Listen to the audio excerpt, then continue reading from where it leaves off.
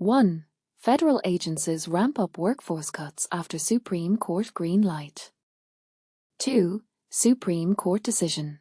Trump's victory in firing half of Education Department workers. 1. Federal agencies ramp up workforce cuts after Supreme Court green light. In a significant move following a Supreme Court decision, federal agencies are set to intensify their efforts to streamline their workforces, according to a senior official from the White House. Eric Ueland, who serves as the Deputy Director for Management at the Office of Management and Budget, confirmed that the process of reducing staff is actively ongoing. Just 10 days after the Supreme Court lifted a previous injunction that had prevented the administration from implementing workforce reductions, only a handful of agencies have initiated mass layoffs. Ueland noted that the Trump administration informed a federal court that this injunction had halted 70 planned reduction-in-force actions across 19 different agencies. With the court's decision to lift the injunction, we are committed to intensifying our scrutiny of what various departments and agencies are doing to ensure they are appropriately sized, Ueland stated. He emphasized that as agencies reassess their missions and legal obligations, they will need to consider whether they have the right personnel in the right positions, and at times, if there are too many employees and roles that do not align with their responsibilities. Agencies are exploring various strategies to lower their workforce numbers, including attrition and incentivized departures. President Trump has extended a government-wide hiring freeze until at least October 15th. Additionally, the Environmental Protection Agency announced that employees in several divisions will be given a third chance to take extended paid leave as part of a deferred resignation program. Ueland's comments came after the Trump administration indicated in court that some agencies might reconsider their planned layoffs, as voluntary departures have reduced the necessity for formal reduction-in-force actions. He proudly mentioned that the Trump administration has already reduced the federal workforce by hundreds of thousands. During his address at GovExec's Government Efficiency Summit in Washington, Ueland described the federal government as a failure plagued by an inefficient bureaucracy, a sentiment echoed by many Americans. He likened the government's trajectory to a disastrous journey, reminiscent of the horror film series Final Destination. No matter how hard you try to avoid the inevitable, the outcome is unlikely to be favorable, Ueland remarked. President Trump is determined to alter this course, focusing on workforce reductions as a key strategy.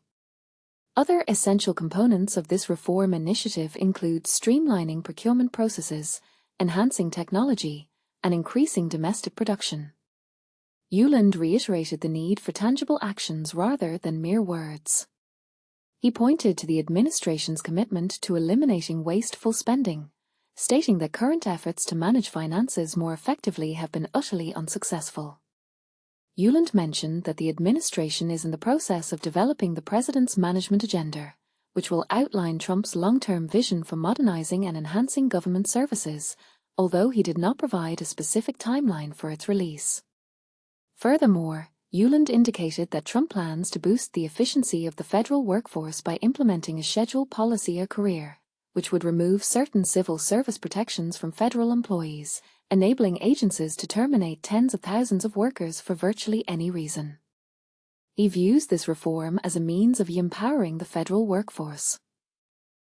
This represents a new way of thinking, providing better opportunities for employees to connect directly with the goals set by the leadership of their respective departments or agencies, regardless of the president in office, and to strive for meaningful results, Ueland explained. Regarding the Department of Government Efficiency, Ueland noted that its employees are now primarily integrated within agencies but continue to play a vital advisory role. They remain crucial in offering guidance and direction to secretaries and other officials, as well as to us, the General Services Administration, the Office of Personnel Management, and other entities.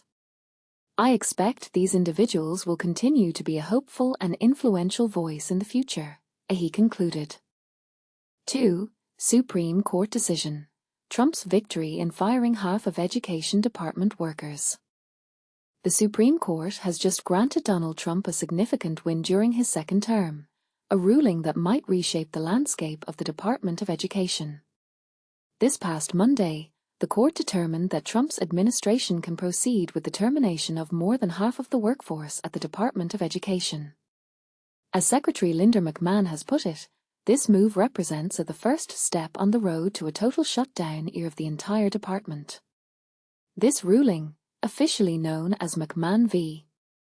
New York, was issued through the court's so-called shadow docket.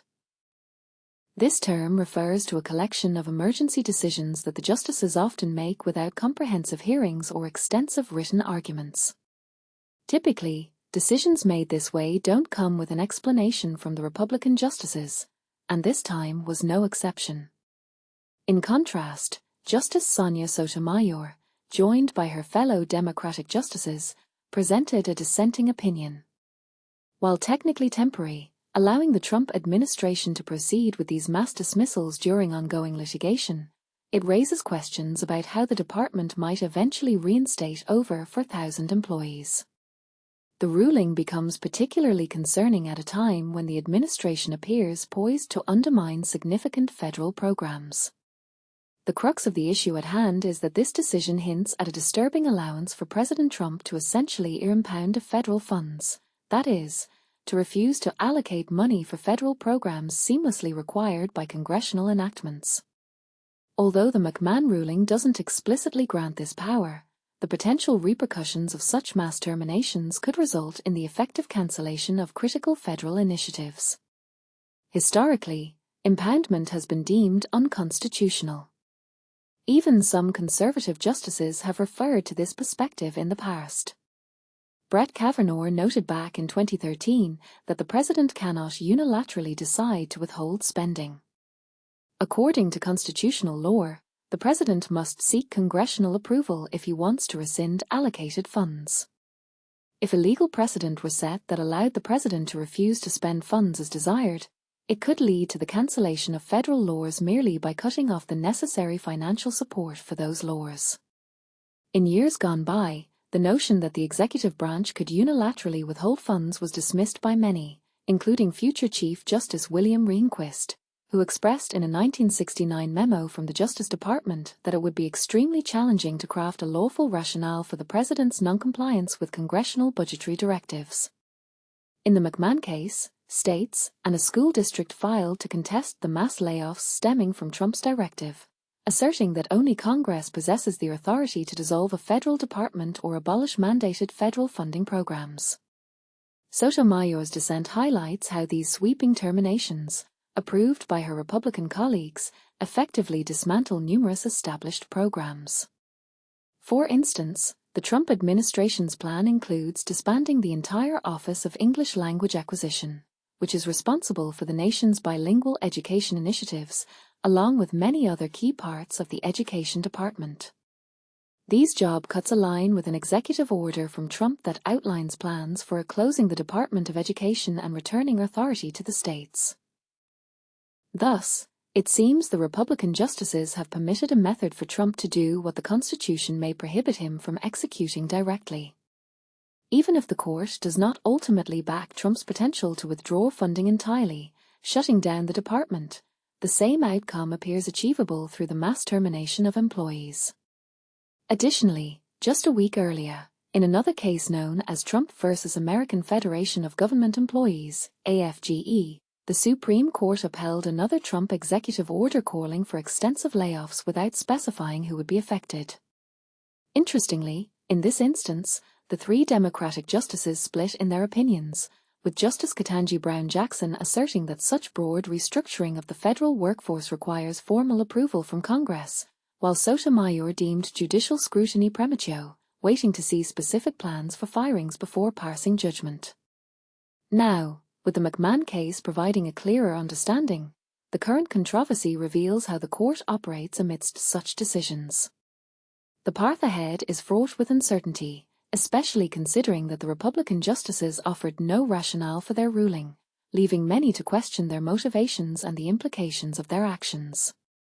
Could this decision lead to a significant shift in power, giving the president unprecedented control over federal funding? The Trump administration had argued that the plaintiffs in the case lacked standing to challenge the mass terminations, claiming they did not demonstrate actual harm from his executive order. However, Sotomayor countered that the plaintiffs had explicitly detailed the negative impacts already being felt since some terminations had already occurred. For instance, one state college experienced delays in recertifying one of its campuses, resulting in thousands of dollars in lost tuition due to decreased enrollment. Moreover, the Trump administration suggested that challenges to these layoffs could only be addressed at the Merit Systems Protection Board, a currently non-operational agency hampered by a lack of quorum.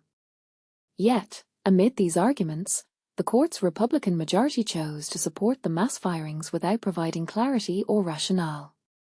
This decision could alter the delicate balance of power between the presidency and Congress, potentially setting a precedent that empowers Trump to negate federal laws at will.